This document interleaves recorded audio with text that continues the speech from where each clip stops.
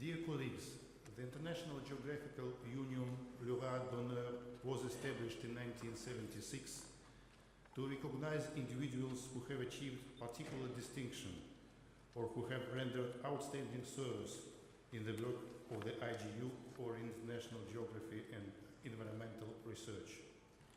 The IGU awards a maximum of 3 laureates in any 2-year period. Since 1976, 36 outstanding geographers have been recipients of this award. Today, we honor the IGU's 37th laureate, Professor Ton Dietz, Professor of Human Geography at the University of Amsterdam and Director of the African Studies Center at the University of Leiden, the Netherlands. Ton Dietz is a distinguished, well-known scholar. He has made profound contributions to advancing our knowledge of environmental geography and geography of developing countries, particularly Africa. He is the author of a great number of works in such various and different fields as poverty analysis, rural development and food security, land and water conflict, civil society, assistance of development and change, political geography and geopolitics. For 8 years, Ton represented the Netherlands in IGU. Though now he has no official positions in our union, it's difficult to find a person who made a more important practical contribution to our activities than Ton. He has collaborated closely with a number of IGU commissions and not only initiated our major projects, but created and headed the teams working on their implementations. I mean the global database on geographical journals and, of course, our sustainable cities. The IGU is honored to recognize Professor Ton Dietz's lifelong contributions to international geography with its 2013 Lauréat d'honneur. Please, Ton.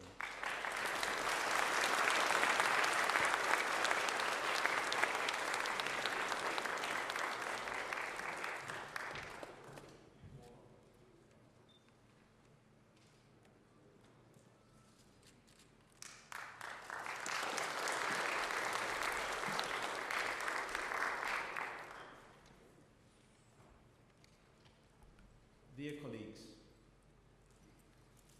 currently I am director of an area studies institute, the African Studies Center in Leiden, in my home country, the Netherlands. And I'm doing that as a geographer, trained to connect different perspectives, different levels of scale, different paradigms, and being holistic.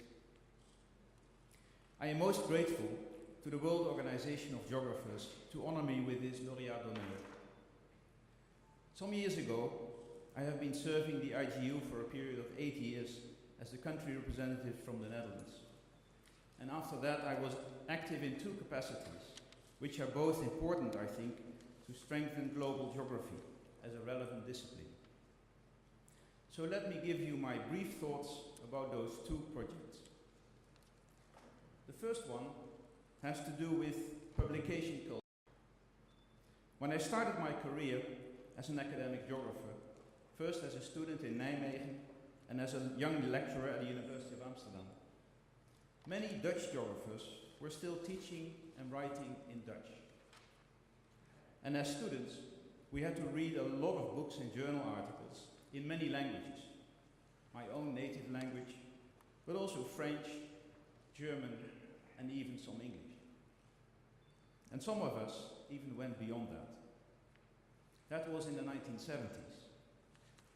Now, 40 years later, geographers who want to climb the academic ladder only seem to be able to do so if they publish one article after another in so-called top-level journals in English.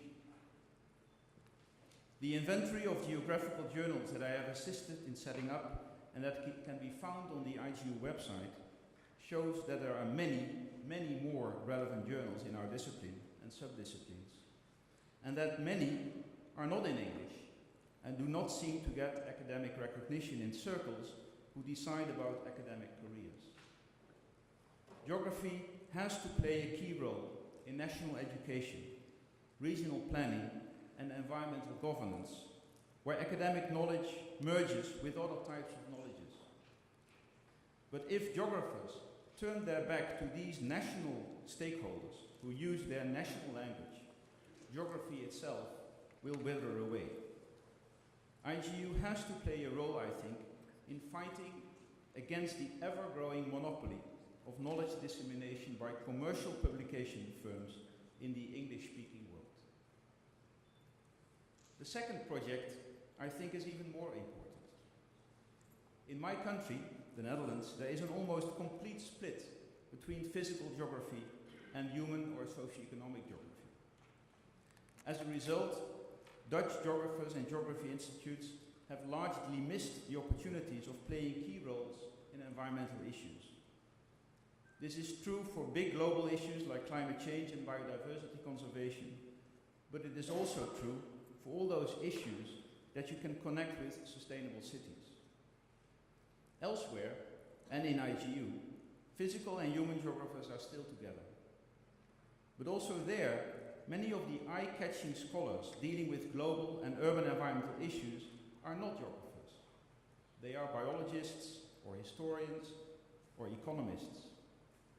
For many years now, I have been trying, with some dedicated colleagues, to re-engage geography, a joint geography, with these big environmental issues. Thanks to the enthusiasm and dedication of some Chinese colleagues, two of whom are here today, the website Our Sustainable Cities, oursus.org, becomes a powerful tool for this re-engagement.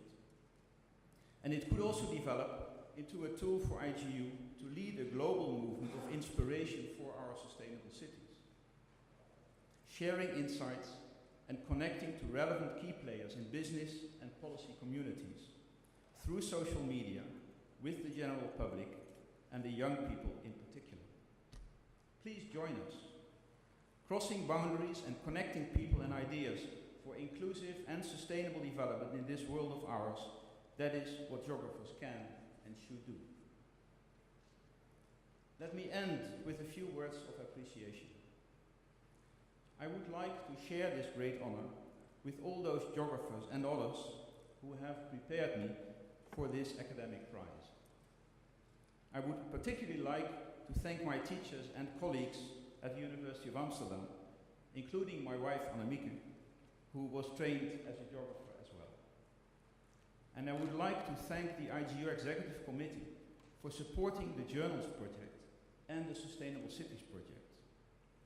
And finally, let me very much first thank the German geographers who succeeded to bring geography down to earth in 2012, and the Japanese geographers who brought geography close to heaven here in this magnificent city of Kyoto.